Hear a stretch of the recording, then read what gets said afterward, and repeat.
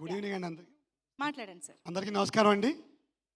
10 సంవత్సరాల క్రితం విశాఖపట్నంలో ఒక పెద్ద కార్యక్రమంలో భాగంగా ఉద్యోగంలో ఉండగా ఒక జాయింట్ కలెక్టర్గా పనిచేస్తున్నప్పుడు ఏదో పెద్ద ప్రోగ్రాం వచ్చింది.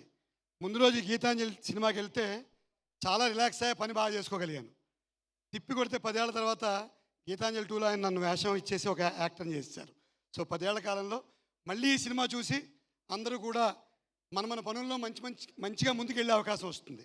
ఎప్పుడో జంధ్యాల గారు ఒక మాట చెప్పారు, నవ్వడం ఒక భోగం, నవ్వించడం ఒక యోగం, నవ్వలేకపోవడం రోగం అని. సో ఈ నవ్వించే ప్రక్రియని ఈ సినిమా పూర్తిగా చేస్తుంది. ఈ యోగాన్ని మనందరికీ ఇచ్చిన మన కోన గారికి, ఎంవివి గారికి, దర్శకులు శివ గారికి అందరికీ నా ధన్యవాదాలు తెలియజేస్తున్నాను. టీం అందరూ అంటే శ్రీనివాస్ రెడ్డి గారితో సహా అందరూ నాకంటే చిన్నవాళ్లే. సో తమ్ముళ్ళందరికీ కంగ్రాచులేషన్స్. థ్యాంక్ యూ అండి. Thank you so much. Yadavaraju